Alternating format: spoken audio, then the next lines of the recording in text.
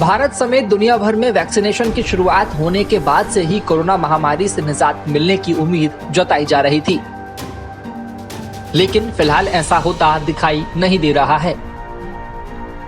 पिछले साल सितंबर महीने में कोरोना वायरस महामारी अपनी पीक पर था, हालांकि उसके बाद इसमें गिरावट देखने को मिली। इस गिरावट के बाद से ही खासकर वैक्सीनेशन की शुरुआत के बाद माना जाने लगा कि अब कोरोना वायरस से मुक्ति मिल जाएगी। मगर नए साल में फरवरी और फिर मार्च महीने में अब तक जिस तरह मामलों में इजाफा देखने को मिला है, उससे ये सवाल उठने लगे हैं कि क्या भारत में कोविड की दूसरी लहर आ चुकी है।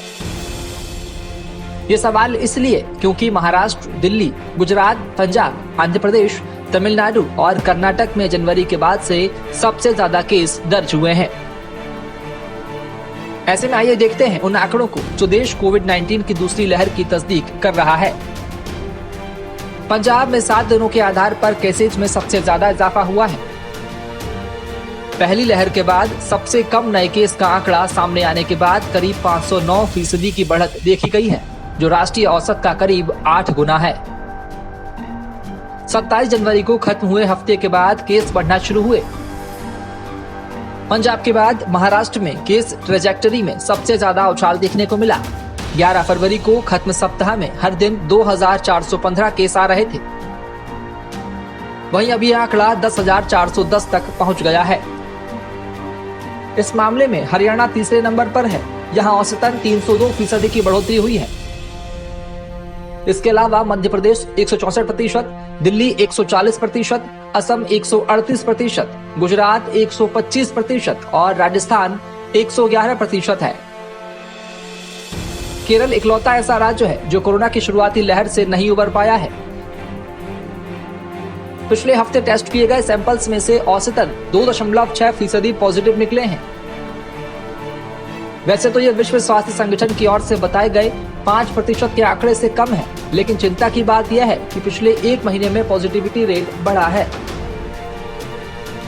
14 फरवरी को खत्म हुए सप्ताह में देश का पॉजिटिविटी रेट 1.6% था, जो अब बढ़कर 2.6% हो गया है। महामारी की पहली लहर के बाद केस ट्रेजेक्टरी से पता चलता है कि कोरोना फिर पैर पसार रहा है।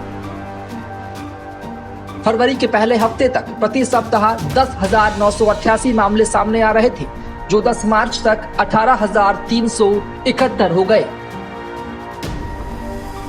शुरू के केसेस धीमे धीमे बढ़ रहे थे, मगर अब उनकी रफ्तार बढ़ने लगी है। ऐसा तब हुआ है जब अधिकतर सामाजिक और आर्थिक गतिविधियां शुरू हो चुकी हैं और लोग भी थोड़े लापरवाह हो गए हैं।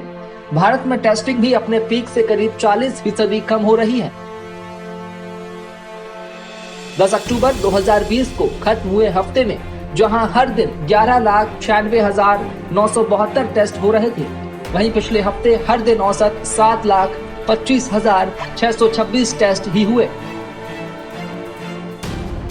इससे साफ जाहिर होता है कि कोविड इन्फेक्शन की दूसरी वेव शुरू हो रही है। Bureau report.